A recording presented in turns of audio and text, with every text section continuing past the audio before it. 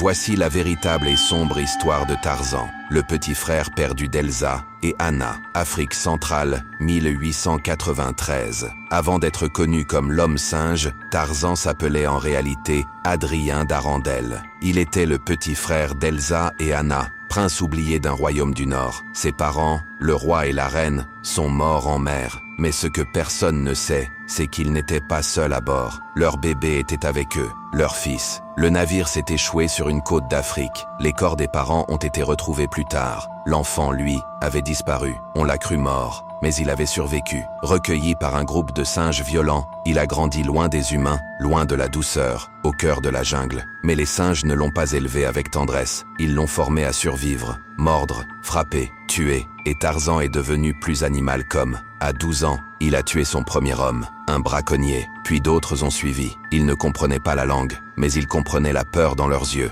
Les rares explorateurs qui ont tenté d'approcher ne sont jamais revenus. Certains disaient avoir vu une silhouette nue, bondissant dans les arbres, avec des yeux bleus glaciales, les mêmes que ceux d'Elsa. Il ne parlait pas, il grognait, il traquait. On racontait qu'il collectionnait les os, qu'il accrochait les crânes dans les branches comme des trophées. Un jour, une scientifique britannique, Jane Porter, a tenté de l'étudier. On a retrouvé sa caméra. À l'intérieur, des images floues, et à la fin, un cri, puis plus rien. Personne n'a jamais revu Jane.